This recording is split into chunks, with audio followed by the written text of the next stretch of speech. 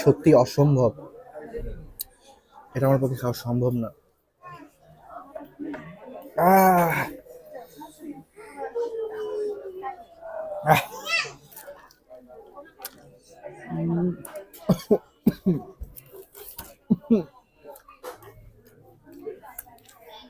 ও মাই god, একটু কাছে থেকে দেখাবো।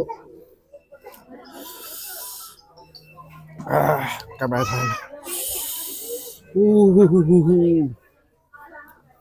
নাগা ঠিক আছে, বাট এত স্পাইসি, একটু কাছে থেকে দেখাবো। এখানে দেখতে পাচ্ছেন ওটা হচ্ছে কাঁচা মরিচ বাটা এখানে দিয়ে দিয়েছে, যার জন্য চোখে পানি পড়ে যাচ্ছে, যার জন্য এত স্পাইসি এটা, বাট খাইতে মজা। প্রথম বাইটে জাস্ট কান ঝালাপালা হয়ে গেল, জিভে জ্বলে যাচ্ছে,